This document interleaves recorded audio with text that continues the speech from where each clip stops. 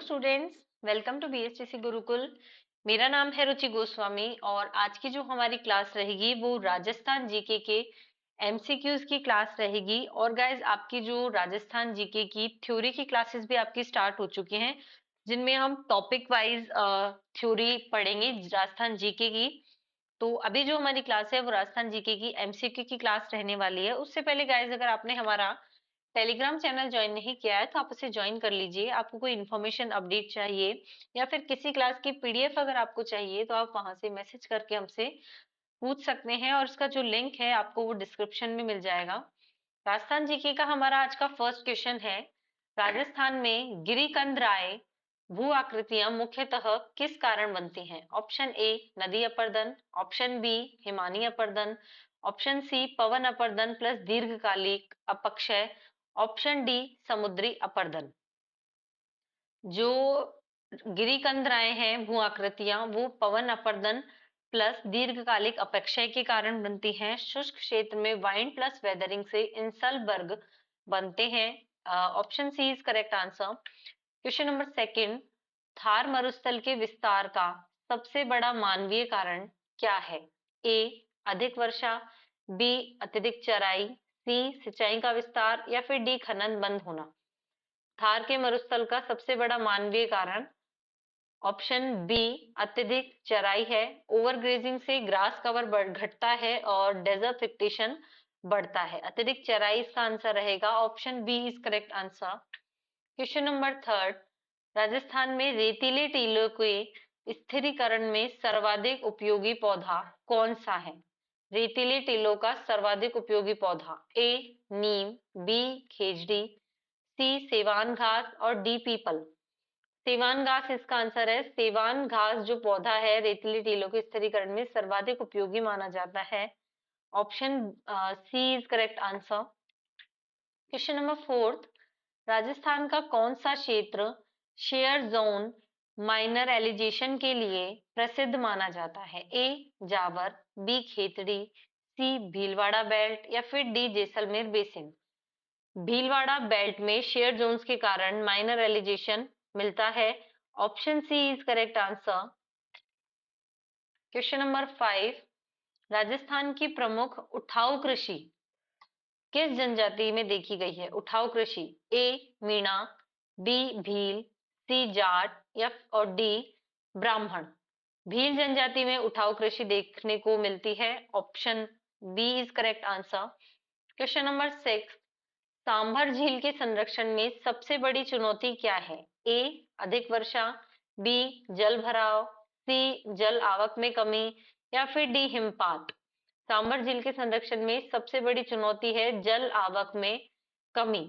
Inflow कम होने से झील का जल क्षेत्र घटता है। Option C is correct answer.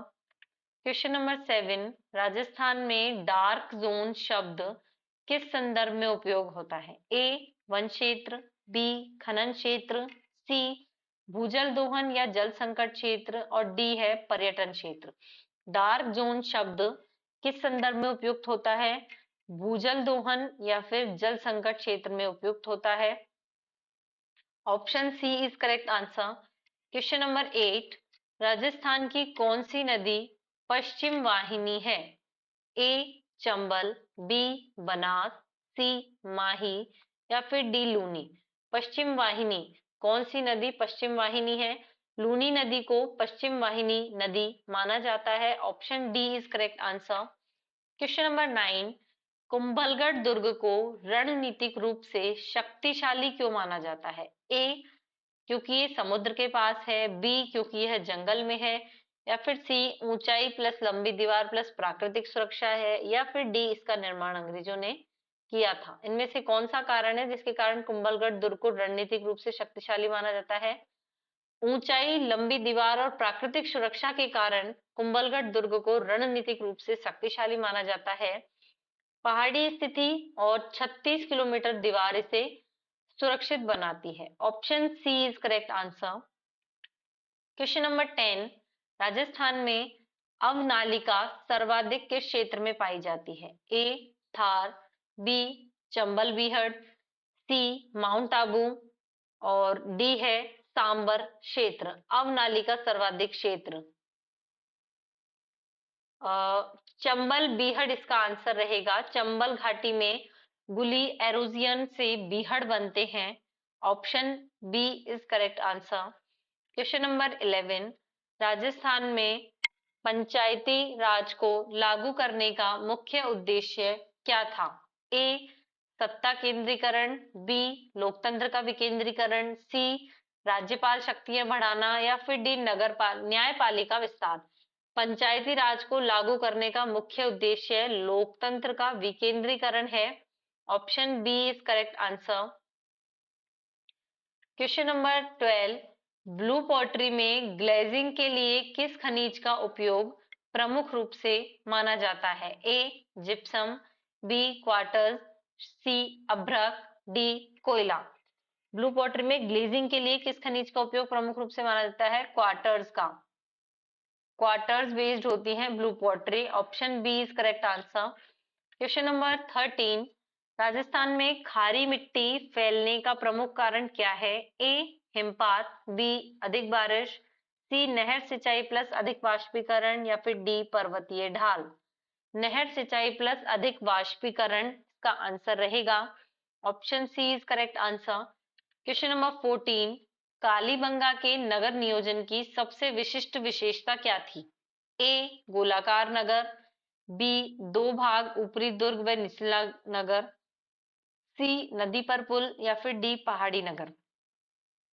Kalibangan के नगर नियोजन की सबसे विशिष्ट विशेषता दो भाग ऊपरी दुर्ग व निचला नगर है। Option B is correct answer. Question number 15, Rajasthan में कांसा या तांबा युगिन स्थल गणेश्वर किस जिले में है? ए सीकर, बी भीलवाड़ा, सी बाड़मेर, या फिर डी जैसलमेर। सीकर में स्थित है गणेश्वर, जो है सीकर में स्थित है। कॉपर एज कल्चर का महत्वपूर्ण स्थल इसे माना जाता है। ऑप्शन क्वेश्चन नंबर 16, आहट सभ्यता का प्रमुख स्थल कौन सा है? ए कालीबंगा, बी बालाथल, सी रंगमहल, या फिर डी गणेश्वर। आहट सभ्यता का प्रमुख स्थल बालाथल है। बालाथल उदयपुर आहट संस्कृति का प्रमुख स्थल है। Option B is correct answer.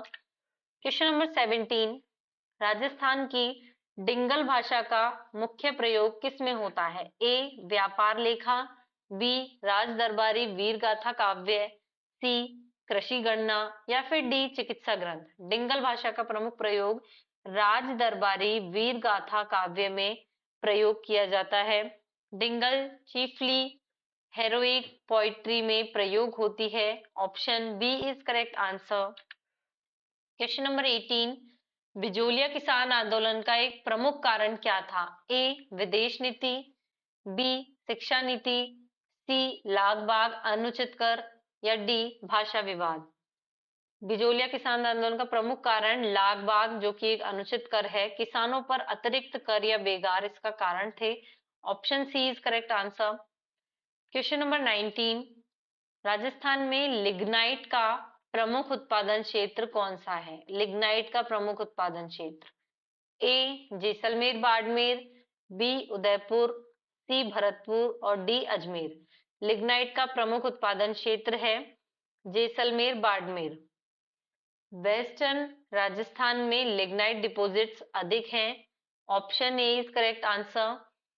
Question number 20, Rajasthan में जीएसटी लागू होने का सबसे बड़ा प्रभाव किस पर पड़ा? ए कृषि लेवल, ऑप्शन बी अप्रत्यक्ष कर प्रणाली का एकीकरण, ऑप्शन सी हिमपात में वृद्धि, ऑप्शन डी जंगलों का विस्तार, केवल कृषि। ऑप्शन बी इसका आंसर रहेगा अप्रत्यक्ष कर प्रणाली का एकीकरण। इसका आंसर है जीएसटी लागू होने का सबसे बड़ा प्रभाव अप्रत्यक्ष कर प्रणाली का एकीकरण पर पड़ा है। जीएसटी से कई इनडायरेक्ट टैक्स मर्ज हुए हैं। Option D is correct answer. तो ये थी आज की हमारी क्लास राजस्थान जीके की, जिसमें हमने कुछ क्वेश्चंस पे बात की जो हमारे कॉम्पिटिटिव एग्जाम्स के लिए इंपॉर्टेंट रहने वाले हैं। मिलते हैं एक नई क्लास के साथ में। Thank you so much for watching.